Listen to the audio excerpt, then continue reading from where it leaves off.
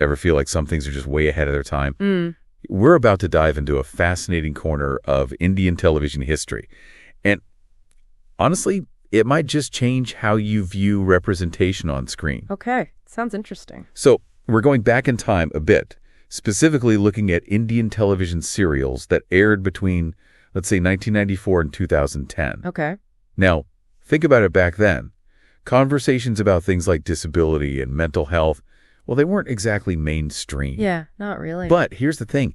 Even in that era, there were shows that featured characters with disabilities in really powerful and groundbreaking ways. Oh, wow. So in this deep dive, we're going to explore these characters, these shows, and we're going to look at how they kind of paved the way for the more inclusive storytelling that we're starting to see more of today. Yeah, that sounds great. So to kind of set the stage a little bit, could you give us some background on what the disability rights movement in India looked like during that time period? Yeah, sure. So during the 1990s, India was undergoing a significant shift in its understanding of disability rights. You had NGOs working tirelessly pushing for change. Okay. And there was a growing influence of international organizations like the UN, for example. They were advocating for the rights of people with disabilities. Right. And this all culminated in a really important piece of legislation, the Persons with Disabilities Act of 1995. The Persons with Disabilities Act of 95. Exactly. This act was a landmark moment for disability rights in India because it mandated things like accessibility in buildings and transportation, and it also addressed discrimination in areas like education and employment. So you had this whole social context, right, where things were starting to change. Yeah. And then at the same time, you have these shows that are popping up that are featuring these characters in these really interesting ways. Mm. And one that comes to mind that I think really stands out is a telefilm from the late 1990s called Tuttu. Okay. I mean, just the premise alone was pretty groundbreaking for its time. Oh, absolutely.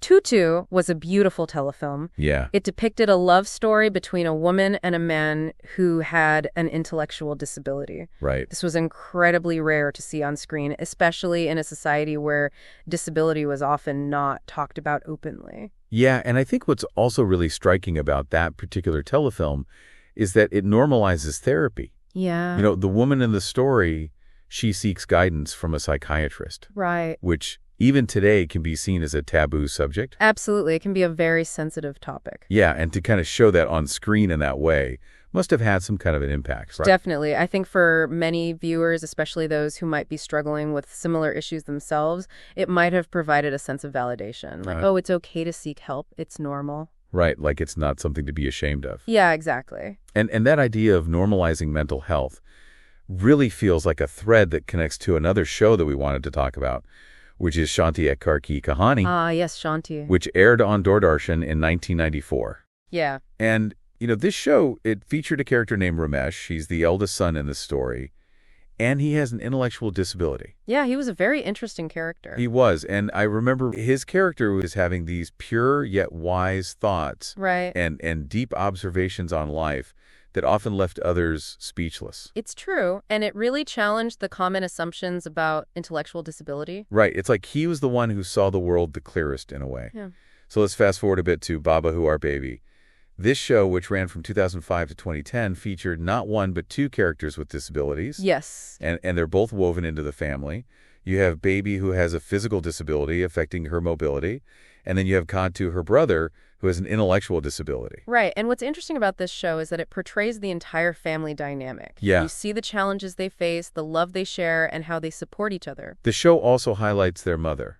She's raising all four children practically single-handedly. And she's dealing with her husband's alcoholism, too. It's a lot to handle. Exactly. I mean, it would have been so easy to fall into that, like, noble suffering mother trope. Right. But the show does a really good job of portraying her strength and her resilience. Yeah, she's not just a victim, she's a fighter. And speaking of subverting expectations, what about that anecdote about Gatu with the food? Oh, yeah, got to. He loves food, right?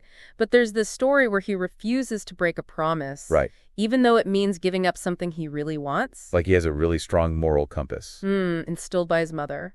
So we've talked about three shows that really stand out. I'm curious what you think about their impact and legacy. I mean, these weren't exactly blockbuster hits that everybody was watching, were they? No, not necessarily, but I think their impact goes beyond just ratings. They challenged perceptions. They showed that stories about people with disabilities can be engaging, heartwarming, and thought-provoking.